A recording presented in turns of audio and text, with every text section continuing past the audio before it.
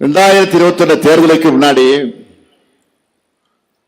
விடியல் பயண திட்டம் குறித்த வாக்குறுதிய தேர்தல் அறிக்கையில சொன்னோம். உடனே நமக்கு எதிரானவங்க என்ன சொன்னாங்க? இது நிறைவேற்ற முடியாத வாக்குறுதி, இதனால பேருந்துகளை குறைச்சிடுவாங்க, பேருந்து கட்டணத்தை உயர்த்திடுவாங்க, தங்களுடைய இஷ்டத்துக்கு கதை திரைக்கதை வசனம் இதை தொடங்கினாங்க. ஆனா கடந்த அதிமுக ஆட்சியில தமிழ்நாட்டோட நிதி நிலைமையை பாழ்படுத்தினதையும் மீறி சொன்ன மாதிரி ஆட்சி பொறுப்பேற்ற அன்றைக்கு விடியல் பயணம் திட்டத்துக்கு கையெழுத்து போட்ட கைதான் முத்துவேல் கருணாநிதி ஸ்டாலினுடைய கை. இந்த திட்டத்துக்கு ஆகிற பணத்தை செலவா பார்க்காம பெண்களுக்கு சேமிப்பா மகளிர் முன்னேற்றத்திற்கான முதலீடாகத்தான் நாங்க நினைச்சோம்.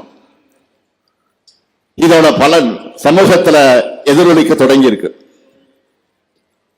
ஒவ்வொரு மாசமும் சுமார் 1000 ரூபாய்னு நம்ம ஆட்சிக்கு வந்த 51 மாசத்துல ஒவ்வொரு மகளிரும் 50,000 ரூபாய் சேமிச்சிருக்கிறாங்க. எவ்வளவு பெரிய புரட்சி இது! யாராலும் மாற்ற முடியாத, மறுக்க முடியாத சாதனை இது. அதனாலதான் இப்ப செய்திகளை பார்த்திருப்பீங்க. இந்த விடியல் திட்டத்தை, இந்த விடியல் பயண திட்டத்தை கர்நாடக மாநிலத்திலே, ஆந்திர மாநிலத்திலே நடைமுறைப்படுத்திட்டு இருக்காங்க இப்போ. அதனாலதான் சொல்றோம், நாட்டோட அத்தனை வளர்ச்சி திட்டங்களுக்கும் தமிழ்நாடு தான் முன்னோடி. திராவிட மாடல் தான் இந்தியாவுக்கான திசை காட்டி. இதை பொறுத்துக்க முடியாமதான் ஆட்சிக்கு எதிராக சில விஷமிகள் அவதூறுகளை அள்ளி வீசிக்கிட்டு இருக்காங்க.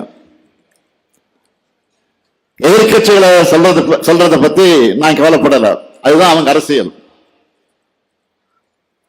அவங்களை விடவும் மலிவான அரசியல் செய்யறார் ஒருத்தர், யாரும் தெரியும் உங்களுக்கு. அவர் தான் ஒன்றிய பாஜக அரசு நியமிச்சிருக்கக்கூடிய நம்ம ஆளுநர் ரவி அவர்கள். ஆளுநர் மாளிகையில் இருக்கிற அவர் செய்யற வேலை என்ன தெரியுமா? திமுக ஆட்சி மேல அவதூறு பரப்புறார், திமுக மேல அவதூறு பரப்புவார், திராவிடத்தை பழிப்பார், சட்டங்களுக்கு ஒப்புதல் தர மாட்டார், இல்லாத திருக்குறளை அச்சிட்டு கொடுப்பார், தமிழ்தாய் வாழ்த்து அவமதிப்பார், நம்ம தமிழ்நாட்டுக்கு வரக்கூடிய இருக்கக்கூடிய மாணவர்களை இழிவுபடுத்துவார், தமிழ்நாட்டோட கல்வி, சட்டம் ஒழுங்கு, பெண்கள் பாதுகாப்பு பத்தி எல்லாம் உண்மைக்கு புறம்பா இல்லாத பொல்லாத சொல்லி பீதியை கிளப்புவார். இதை மட்டும்தான் அவர் செய்கிறார். இந்தியாவிலே தலை சிறந்த மாநிலமா தமிழ்நாடு இருக்கு. இதை நாங்க மட்டும் சொல்றோமா, நீங்க மட்டும் சொல்றீங்களா? இல்ல, ஒன்றிய பாஜக அரசு வெளியிடுகிற புள்ளி விவரங்கள் சாட்சி அதுக்கு. அது மட்டுமல்ல, இந்தியாவிலேயே பாஜக மாநிலங்களை விட தமிழ்நாடு எல்லா விதத்திலும் மிக சிறந்த மாநிலமாக இருக்கு. இதையெல்லாம் தாங்கிக்க முடியாம எரிச்சல்ல தன்னுடைய கோபத்தை புலம்பலா பொது மேடைகள்ல கொட்டி தீர்க்கிறார்.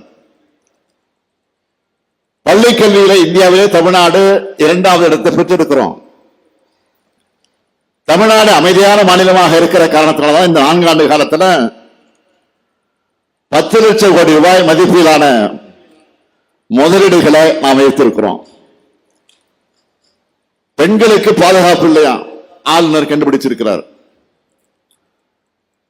தேசிய குற்ற ஆவண காப்பகத்தின் 2022ஆம் ஆண்டு அறிக்கையின்படி இந்தியாவிலே பெண்களுக்கு எதிரான குற்றங்கள் நடக்கிற மாநிலங்கள்ல பாஜக ஆளுகிற உத்தரப்பிரதேசம் தான் முதலிடத்தில் இருக்கு.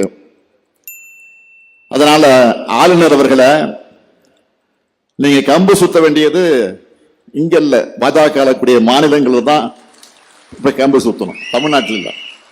இப்ப அங்க போய் சுத்துங்க. தொடர்ந்து தமிழுக்கு எதிராக, தமிழ்நாட்டுக்கு எதிராக, தமிழுடைய உணவுகளுக்கு எதிராக பேசிட்டு வர ஆளுநரை வச்சு தன்னுடைய இழிவான அரசியலை ஒன்றிய பாஜக அரசு செய்து, என்னை பொறுத்தவரை அவர் தொடர்ந்து தமிழ்நாட்டில் இருக்கணும். அவர் இருக்கிறது தான் நமக்கு நல்லதுன்னு நான் ஆரம்பத்திலிருந்தே நானும் சொல்லிட்டு வரேன். ஏன்னா நமக்குள்ள இருக்கிற மொழி உணர்வை, இன உணர்வை, திராவிட இயக்க கொள்கை உணர்வை பட்டு போகாம விடாம, கொள்கை நெருப்பு அணையாம பாத்துக்கிறதுக்கு வேலையை அதுதான் சிறப்பா செஞ்சுக்கிட்டு இருக்காரு. அவர் பேசட்டும், நான் அதை பத்தி கவலைப்படல.